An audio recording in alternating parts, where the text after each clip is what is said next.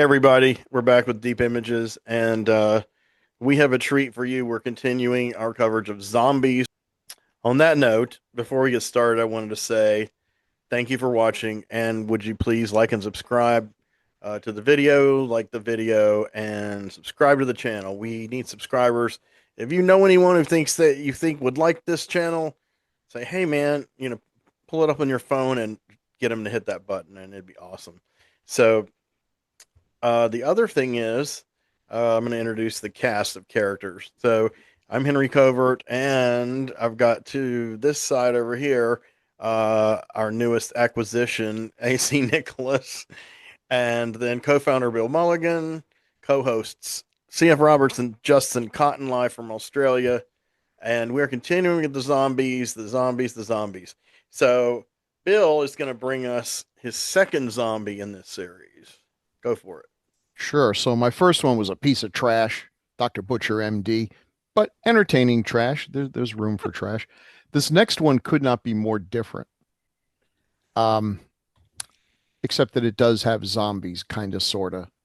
But wow. So I'm looking, I love zombie movies. Going to the Blockbuster Video back in the day. Ask your grandparents about it if you don't know. And there would always be some, the covers were great. Now I'm a strong believer that frequently, if it's a low budget non-studio movie, the better the poster, the better the cover, the worse the movie's going to be. And sometimes they really go out of their way. It's like they couldn't hire Frazetta, but they've hired someone who looked like Frazetta to do a poster. And boy, that's just the international sign of you're about to watch a piece of garbage. Um, this one just yelled, "Oh man, this is zombie apocalypse." It was called Revenge of the Dead, and there is a Fulci-esque zombie bursting through a street grate on a city. So it's like, wow, everything I love. Zombies, they're coming from the sewers like Chud. They're going to take over everything. Nothing remotely like that occurs in this movie. There has seldom been a more deceptive Agreed. poster ever made. You know, maybe Contagion, which made you think it was a Gwyneth Paltrow movie, and they offer in the first 10 minutes. I don't know, but I, this one, wow, is this the balls? And I think that's one reason why nobody knows about this movie, because the few people who rented it probably really felt betrayed and burned because they did not get zombies rising to take over cities. I started watching it, and I kind of got hooked into this mystery, and that's really what it is for most of the movie. And at some point, it's like, wait a second, where's the zombie coming out of the grate? And I realized, been suckered. Well, I appreciate that. A little good ballyhoo is always appreciated. This movie is about a writer who gets a old school typewriter, the clackety clack type that had the little ribbons. God, that seems like a million years ago. And he's writing his book, doing whatever. He's got a beautiful wife. This actor is played by, let me get this correct here, Gabrielle Lavia, mm, who seemed really familiar to me yeah, watching it. Now I realize he was in a number of really good Argento movies. He was yeah. in Inferno and Deep Red. He was also in Beyond the Door, which isn't a great movie, but I have a fondness But for it. doesn't he kind of play like either a cop or like a stolid kind of supporting character? Yeah, yeah, I think it's a little unusual for him to be the lead here. And he does a good job. The dubbing was not terrific. I've since watched it in Italian. It doesn't really matter whether it's dubbed or not. The plot doesn't make a whole lot of sense, but it's still fun. He somehow starts looking at the ribbon and realizes it's been written on before, and starts reading what it is. And this sucks him into a conspiracy that apparently there are a number of areas on the earth called K zones. And within a K zone, the rules of life and death are fluid. So it's kind of like ley lines and whatever. Things can happen here. What's interesting about this movie is it takes zombies, and in a way, this is similar to what Romero did, to take zombies which would seem to be kind of a religious type monster in the way that vampires are. It's life after death, and pretty much strip it of all religious aspects, making it a very secular thing. This is science fiction. I mean, if K zones are where the dead can rise, then it's no longer anything supernatural. I've often told people, the supernatural could end up one day just being another aspect of science. We don't know. I'm a Right. skeptic, but I'm a skeptic who recognizes that pretty much everything in our world nowadays would have been considered proof of angels and demons and God and Satan just a few short 100 years ago. It's if you don't understand how things work, everything's supernatural. And if you can understand it, then it's not supernatural, it's just natural. Anyway, as one might expect with the discovery that there are places where death can be denied, there's a whole lot of really rich, powerful people that are kind of interested in this. It's got some, the one disadvantage of being rich and powerful is you can't be rich and powerful forever, or can you? So there's a whole bunch of people that are into this, and the last thing they need is some nosy writer sniffing around. We're given a little bit of supernatural zombie-esque action in the beginning. They bring a psychic girl to one of these K zones and bad things happen. She shows up again later. The mystery part is interesting. He's being stalked. His wife is being stalked by these people. They're obviously up to no good. He's in great danger. And it's building and building and building until finally we get to the end. And this is where a lot of people said they were with the movie until it kind of loses control at the end because the explanations are not necessarily forthcoming. And that's fine by me because I find that more interesting than the unlikely story that someone is, you know, kind of Nancy Drews himself into the middle of this grand conspiracy, and you end up with the villain who just monologues everything and tells you it's like, just that's not how it works. We're still arguing about all kinds of historical events that we know happened, and we will argue about aspects of them until the end of time. Anyway, there's apparently a building that's being built around one of these K zones. It's supposedly they're building, I don't know, a parking garage, but they're actually investigating what's going on here. And this renegade priest who left the order because he got into this whole thing has been buried there.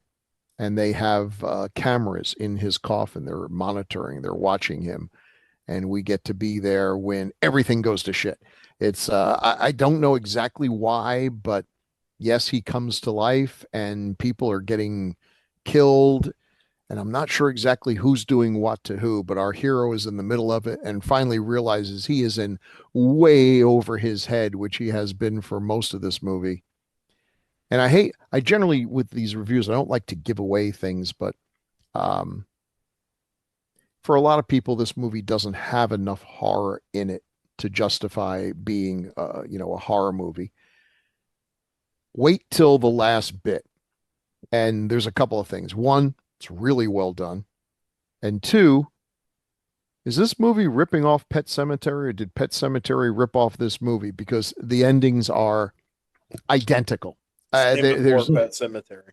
Yes, and that's the thing. This came out before Pet Cemetery, but it didn't come out so before Pet Cemetery that I necessarily think that Stephen King ripped it off. Well, I think he did. I'll Do you talk think about that so? when Do you're. you Yeah, really think? Okay, okay, good. I I have a want to hear theory. about that I'll tell you why. because I know how long it takes to do a book and everything. But boy, oh boy, the endings are the endings. There's just no difference, except there's a little bit more subtlety in Revenge of the Dead, which, by the way, I should stop calling Revenge of the Dead because that was the crappy retitle of ZEDER. However, ZEDER means nothing in my language, and I don't know if it means anything necessarily in Italian either. So, listen, you want Is to it a put name butts of in a seats. character or something I in the think it is the name of, I think it's the name of the guy who first came up with this. So this kind of reminded me a little bit of uh Argento stuff where, with the three mothers, the fact that the houses were Mhm. yeah. built on those scary zones where bad things happen. Like Um, Freemason shit. Oh, no offense. yeah, yeah. So the idea of architecture as a way of funneling forces works even if it's just Ghostbusters. It's always Right. just a great concept. 'Cause Psychometry. you look at some of these buildings and you're like, well, yeah, maybe they are summoning demons. I mean, that would make some Pentagon was sense. designed for that Mhm. purpose All right, well, there you on go. certain lines. I mean, Maybe that's why the okay. hippies couldn't levitate it. Right. Yeah, foiled again by should have stuck it out in architecture school. Ah, Um, the ending is just really, really good, really effective, quiet. It's actually one of my favorite. The scene where he's buried his wife in the K zone. Should have known. I mean, they do work. The dead do come back. They just, with the limited evidence that we've seen, they don't necessarily come back the way you want them to. yeah. And where he finally looks up and there she is and she's walking toward him and there's nothing overtly threatening about her at all. She's even got a little bit of a smile on her face and this guy is well and truly fucked. Um it's great. It's quiet and now this was directed by Pupi Avanti. I don't know if I'm pronouncing that correctly Yeah, because that's probably Poopy oh, is Avanti. it really? Because boy, when you say Poopy Pupi, Avanti. Yeah. yeah, Poopy it's Avanti. unfortunate, but okay. Um, Short for yeah, he did. Giuseppe, I believe. They called him Poopy as a boy. Oh, is it Puppy? No, no, his name was Giuseppe, I believe. Oh, So his nickname was Poopy. So he's Poopy Avati. well, somebody should have talked to him I about know. that. They should have told him, no, Yeah, Poopy, listen, Poopy. you're gonna put these in America, right?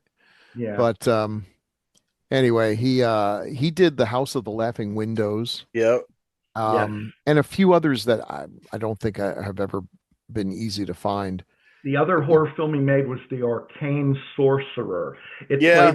It played the Toronto International Film Festival, and I believe had a VHS or maybe a DVD release in Australia, and it never played in English territory. I, And I, I have I've a seen it burn. I got it from the internet.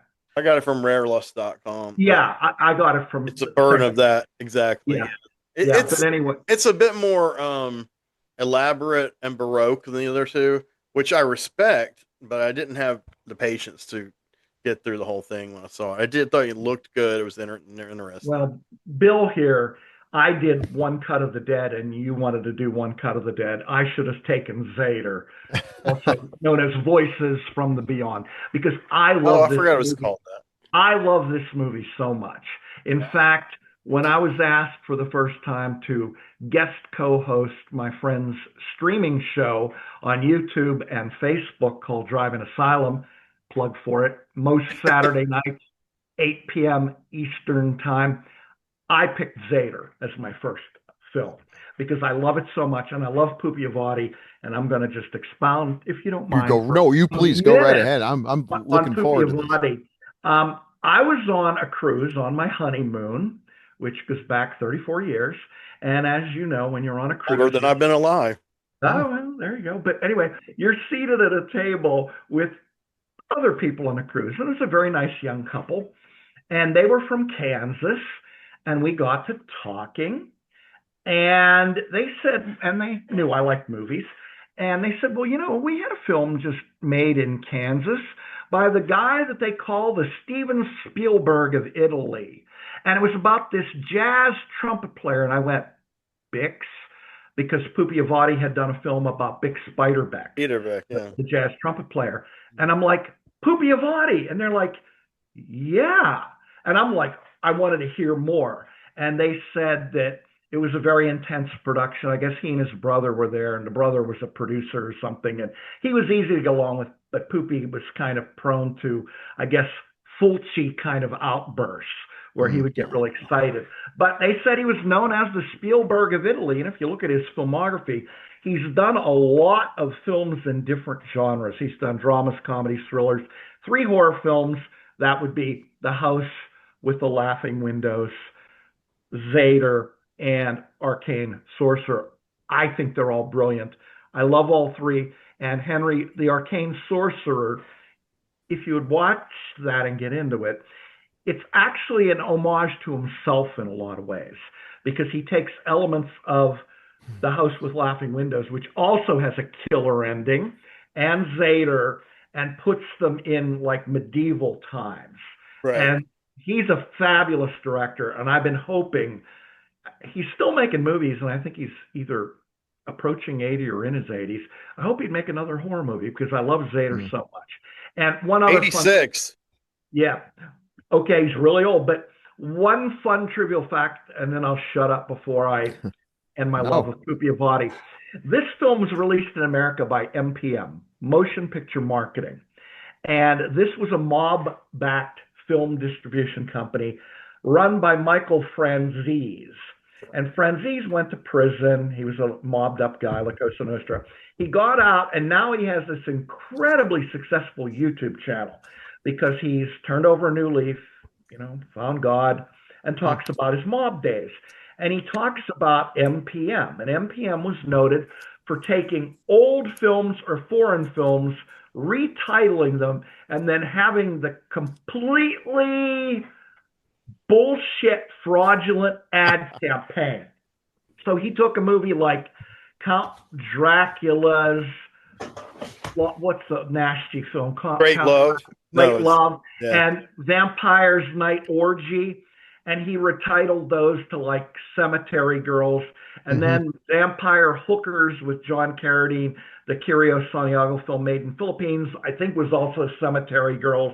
So they used the same title, and the ads, you always knew an MPM movie, except for this one, because the ads always had three very attractive, scantily clad in lingerie models hanging over a coffin. And in one of the ads, it's Apollonia. Remember her from the Oh, Oh, really? yes. Yeah. Oh, yeah. wow.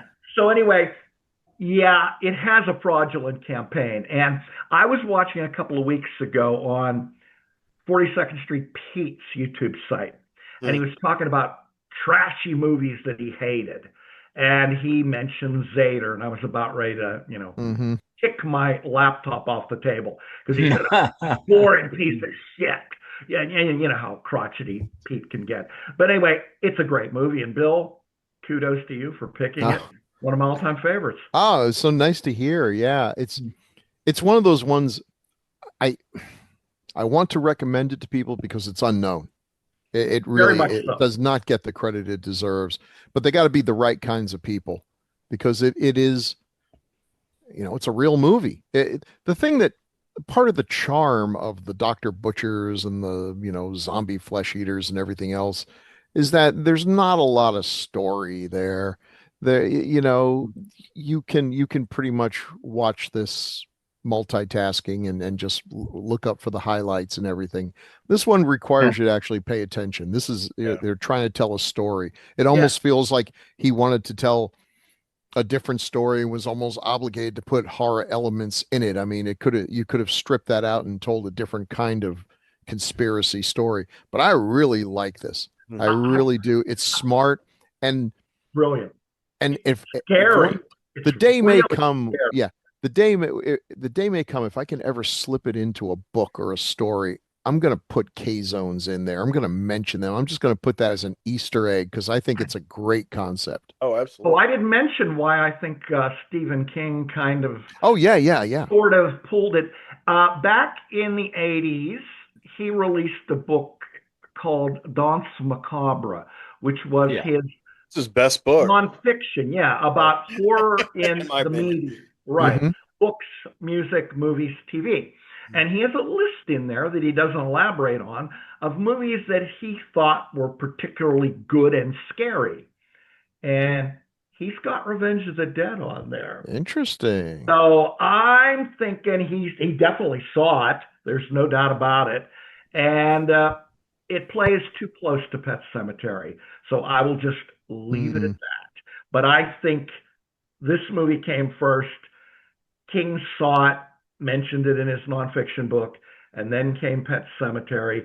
Take from that as you will. But this is an amazing movie. For anybody who's seen it, one more last thing. For people who might want to get into it, somebody described it to me as like an episode of The X-Files. And that's not entirely wrong. That may sound crazy. No, It's that makes not. sense. It's kind of like a grounded version of the supernatural stuff that you see in horror movies, grounded in reality and science. as you Hmm. said, Bill, because they've got cameras and there's an interest. They're researching these K zones. So in that small way, it is kind of like an episode of the X Files. Yeah. Yeah, no, that makes sense. And if people are looking for it, it is on YouTube. There's a couple of versions on YouTube, and they actually look like fairly decent prints too. They Wow. came out in the both came out in the 90s. House of Laughing Windows came out on Elite. Was it Elite Yeah. Entertainment? Uh, I don't know if it was on and Elite, but that it was movie not never got Elite, but it was that other the company where like the Mario Bavas went first. So Oh, they put out yeah. the snap cases. Image Yeah. Entertainment. Image Entertainment. Image. That was an Image That's who Euro. put out the yeah, and That then was, yeah. I don't know who put it. Do you have? I have it, I'm sorry, on the Image Euroshock collection Yeah, where that they was part of it. Yeah. put it Right. out. But But when did that one just, ZEDER came out shortly not after? Or well, I understand that House with Laughing Windows was a TV movie in Italy, and it did not get a Oh. release in the United States. And that one's even better than ZEDER, I think. They're both fantastic. that's a entertainment. pretty talked about movie with horror people. No, it's just ZEDER was briefly when it came out, finally uncut, but I Yeah. haven't heard much Yeah. about it lately. But maybe we'll change that. I hope. Maybe someone at Rue Morgue will be watching. Yeah. Well, that's Just pretty awesome. Ring the bell of the people who can fix this. Can you tell us your thoughts, Chuck, or do you have any thoughts on this one? Oh, well, my thoughts on this are I've never heard of this movie. Hmm. I've never seen this movie. I believe recently I saw the trailer for House of Laughing Windows, and I need to look that one up.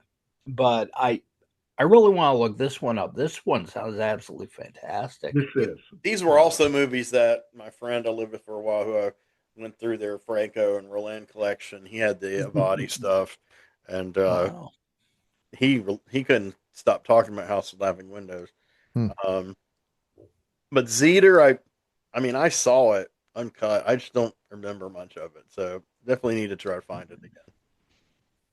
Avadi's the director who doesn't have a lot of explicit violence in his movies, but boy, are they scary and boy, are they creepy. And Mhm. I defy anyone after you see ZEDER or House of Laughing with the Windows That Laugh or Laughing Windows, whatever the English translation is, to walk through a cemetery after midnight, Mm. wind rustling at your back, because that's the atmosphere he brings to all his stuff. And it's really good. Very cool. Okay, I'm there. And turn the roulette wheel one more time. And Robert has a film for us, which definitely has its own cult following among zombie films in Europe. I would hope so. It's hardly my favorite zombie film, but I thought I would pick something off the beaten path. Good And so idea. it's by Jean Rollin. I think I'm pronouncing that Yeah, right. you're right. I took Frank. The Grapes of Death, La Raison de la Mort. Maison de la Mort. And it's from 1978, an hour and 25 minutes. And the copy I had was released by Synapse Films on DVD. It was written by Jean-Pierre Bozac and Jean Rollin and Christopher Meunier, and it starred Bridget Lahaye, which was a high point for me because she was in a lot of X-rated fare. And a lot of Roland. Oh, yeah. A city girl is traveling by train to live with her boyfriend on his vineyard. Unknown to her, the workers on her boyfriend's farm have gotten ill due to pesticides. Roland's pace is much slower than other directors. The setting is provincial France. The opening sequence is advancing through a vineyard, spraying pesticides while wearing surgical masks. Cut to a moving train, nearly deserted except for Elizabeth, played by Marie-Georges Pascal, and her blonde friend. They are on holiday. Some nice shots of the hallway of the train with no passengers aboard.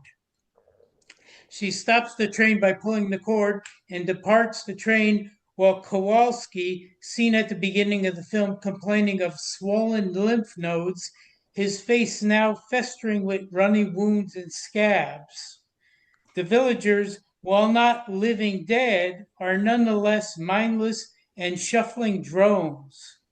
A reviewer compares the infected to those with the rage virus in 28 Days Later. I don't know about that because in 28 Days Later, they were very fast, Well, as I there's a recall. stronger comparison. I think I don't know if you've thought about this, but it's a movie that Bill covered last year, Living Dead at Manchester Morgue, where they're doing Oh, yeah, insecticide. It affects the absolutely. countryside.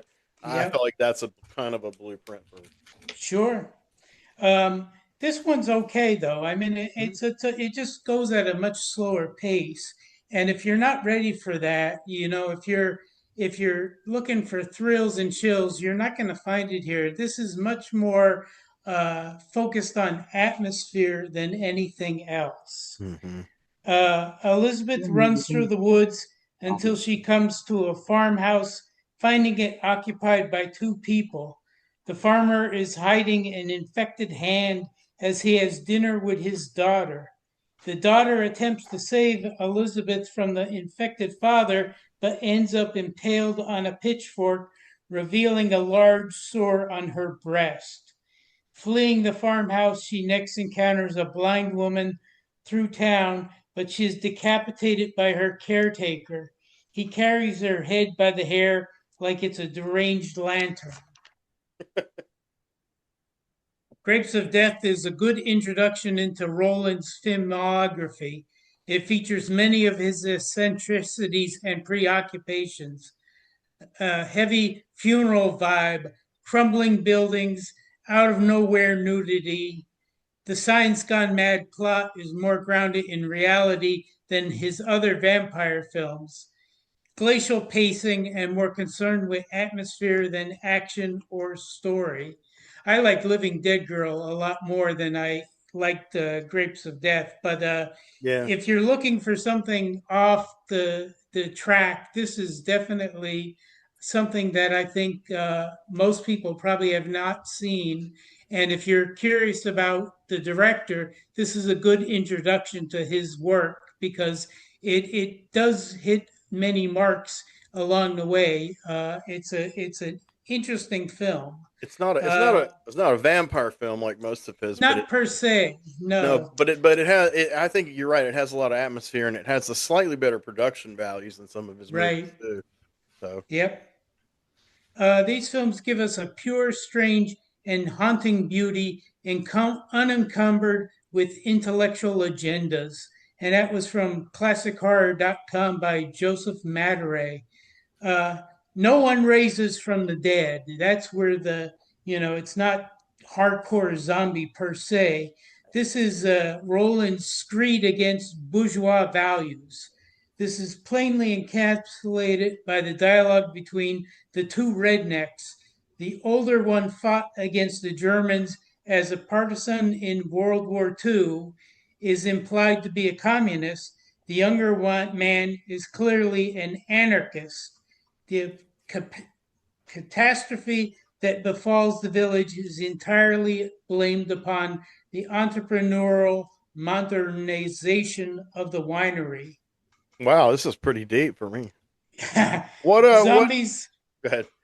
zombies have their brains destroyed by drugs, hence they supply cheap labor. That's the deeper meaning in all this as to why these people suddenly This all sounds pretty. Now that you're saying it, all sounds pretty kind of blatant on the nose. But not everybody yeah, would get it. But Heady right, we're stuff. used to looking for these layers in horror movies. So right. Well, this was, interesting. I bought this on sheer chance. I remember spying it in a store. It was in the mall, so I don't even remember what store it was, but it was a chain, and they had a bunch of anchor based stuff, and they happened to have this, and I decided, what the hell, I'll take a chance. And so all these years, I still have it. So it's interesting. mhm. The film offers a horror film with an environmental twist with a uniquely French tone. Probably the closest thing to a pure horror film that Roland ever made. Modest budget used to great effect with the crumbling sets and effective imagery. Combination of zombies and explicit gore with a slow, dreamlike pace while jolting viewers with unexpected bouts of bloodletting. So, as far as that goes, you can't go wrong. It's not going to make anyone run screaming out of the theater or their house, but it is very slow and steady. And that's how I take it that the director liked it, because it had a lot of interesting minor characters in it who are just basically fodder to be, just killed off in interesting ways. Yeah. Can I ask you a question? You Sure. said somebody compared it to 28 Days Later, so I Yes. haven't seen it in a while. I thought it was actually undead zombies. So you're saying it's the plague zombies type zombies? Yeah, this is more of a plague Oops, I didn't oriented mean to kind of include that. thing. Oh well. I guess we can have one representative of that. Next year, Well, me and Tim decided next year we're going to do a whole bunch of them, a bunch of plague zombies. ah, We've covered the good undead, call. but you have broken down the door, sir. Ha! What, Well, what other Rolands are you fond of, if any? Living Dead Girl's my favorite, but he did a whole series of those lesbian vampire films that Oh yeah. are easy on the eye, Yeah. very wonderfully individualistic The films. first two are extremely surrealistic. I did the Rape of the Vampire and Frisson the Vampire, Shiver the Vampire. I reviewed that one last. Reviewed it for Halloween, but we didn't get to post it until like November. But I Uh-huh. was excited because I'd gotten that new remastered Indicator Blu-ray with all the extras, and that was my first Berlin. I got the Something Weird video version on tape Hmm. at a comic convention like 30 years ago, and I was like, "This Right. is a trip, man." And not all of his movies have held up to that standard, but I have seen just about all of them. I mean, just over the years, just bit by bit. My roommate owned a lot of them, so I would say for the kind of director he is, and then a director he's often compared with, and you just go like the amount of films and the amount of good films versus bad films. I would say he's kind of like Jess Franco, but he has a Yep. much better ratio of good to Right. bad. Now, if he'd And he made as doesn't many have the films as cool jazz influence though either. yeah, right, and but in the early ones like Silver the Vampires, he has this rock band called Acanthus, which is Mm. the heyday of prog rock, but it's like real raw French prog rock. Those are very intellectual movies, but you can enjoy them on multiple levels because there is a lot of nudity and there is violence and beautiful production design for what he had to work with, Absolutely. costuming and great images. Like the one actress, I always forget her name. She's got a one-word name when she comes out of the clock. I think Right. it's Dominique. The clock opens. Yeah. And she's a vampire. But I do like Living Dead Girl. The later ones of his later ones from that period, shortly before Grapes of Death, is Night of the Hunted, which Uh-huh. is sort of borderline science fiction, not exactly horror. It's kind of more like a J.G. Ballard kind of story. And Is that the one? It's kind of like where it's how all the vampire themes kind of shake down, and you find out they're not actually oh no, it has vampires. no vampires or supernatural. All right, It's I'm just thinking of a different one. yeah, it's a girl with amnesia, and she's picked up. She takes this clinic, and it really has the atmosphere of that period of movies like I don't know, like Shivers by Cronenberg, maybe, Hmm. or Crazies by Romero, or some of J.G. Ballard's books. That has that kind of mid-70s where it's kind of sort of futuristic. High Rise, the High Rise of the movie came later, but that same kind of vibe, and it's kind of paranoid, and it's not brilliant, but it's good. It has a good vibe to it. But I do like the when he came back around and started doing horror that wasn't all totally vampires. I do like Grapes of Death. I think I like Fascination a little bit more than Grapes of Death. That's the one with Bridget LaHaye swinging that giant scythe. Right. Yeah. Yep. Oh, Yep. Very I'll- nice. I have very iconic. I have a Bridget LaHaye chat book. I'll have to show you all sometime. I'll show you the stuff that I can show you. But but it is amazing, and it's signed. It was signed by her in silver ink, and it's just Wow. got just beautiful pictures, either from the movies or just beautiful pictures of her, or beautiful, nude pictures. They're just beautiful pictures all throughout. But who AC? Are you into this film or seen it? I would, yeah. Roland's a director I would describe in one word. His plots are languid This because goes back to they the slow burn we were talking about too. they're really they're a mood piece and they're not for everybody. I like Yeah. them, but I know a lot of people would find them extremely dull or cheap. Or, but you're right. You guys have mentioned that he's kind of like the French Jess Franco in a way, which they're sex horror films. There's a sexual element in a lot of his films, like Franco, and he did make a lot of them. But he's the better filmmaker, I think. I don't know. I think technically, at his best, Franco is better with Well, Franco the made about mezzanine saying. That's just my opinion. He has more of a grammar, but he kind of threw it away after a while. And Mhm. Roland kind of yeah, built his own style, and he's great at it. yeah, sure. Franco's a guy who directed hundreds of movies, and I can Yeah. count on one hand which ones I liked, and they're usually the early ones from the Yeah. I 60s. love Five. I liked Five.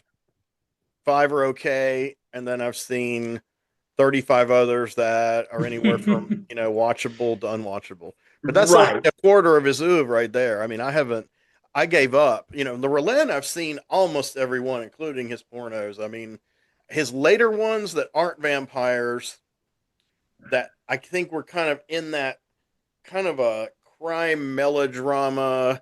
The one Yeah. was what's the one? The Escapees, and then the something of Irish. Bangkok, and the one in New York. Yeah. Those three are all very similar, and they're all kind of like, you know, the women on the streets, and it's kind of sleazy, and there's some kind of crime element. I think they're fine for what they are, but I think um, the only good thing about them compared to the other ones is since he wasn't using as much special effects, he didn't. He came off a little more believable than if. I mean, I think Living Dead Girl is really good, but I think it does suffer from poor effects, not awful effects, but Grapes of Death is a little better. Um, he's unpredictable, but I think he definitely kind of had a slacking off period. But like I said, proportionate to the amount of movies he's done, he has a better track record than Yeah. Frank. Oh, for sure. I, For I sure. think Roland has seen. I think Roland has made about 30 to 40 movies at the most. Several of those are pornos. So I've already seen 30, 35 of them.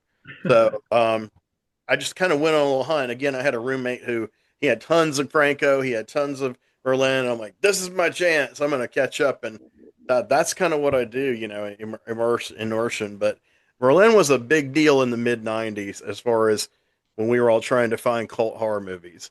I mean, Mhm. not all of his movies ended up being what they were cracked up to be. Some of them were better than we thought. Some are worse. But I do respect the guy. I think he's an interesting guy. I think he had an interesting life. Chuck, An have you seen? acquired taste. He has an For sure. acquired taste. For sure. Chuck, have you Yeah. seen any of these Furlan movies? I've seen quite a few. I've not seen this one Okay, that we're talking about. Bill. Um, I've I've seen a seen lot Living of Dead them. Girl, but I haven't seen this one. Okay. Yeah, I need to see Fascination again. I'm pretty. That's not a zombie or a vampire movie, if I'm correct. Isn't it just like a crazy killer movie? I don't know. I think I so. think I about have a it. hard time keeping track of them. I mean, I like one that the American title was Caged Virgins. And Okay, I think that's that's Giver of the Vampires. I think. Oh terrible yeah. print. That was a terrible. Yeah, yeah. Really Um, trouble. well, he also did.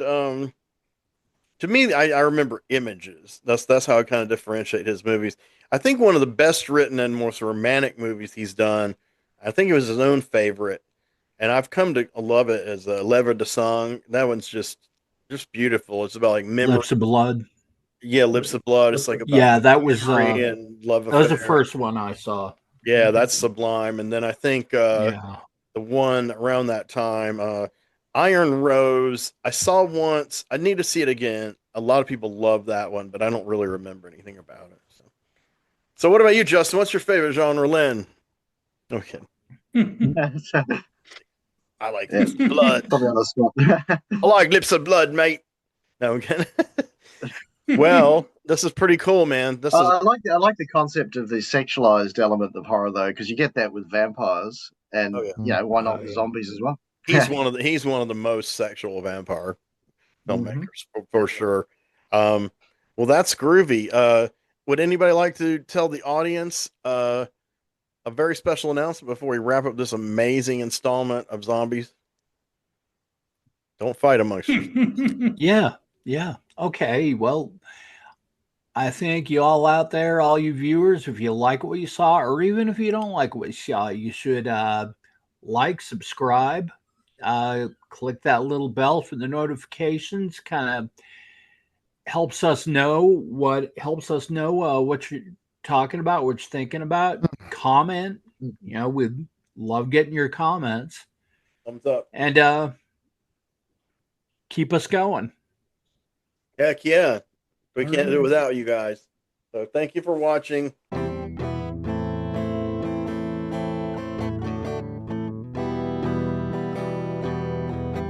And it's true that we cannot see that far behind. If we looked all the way in the past, we'd go blind. In the night, from the stars as they've all lived their lives, and the light that they gave as they burned and then died.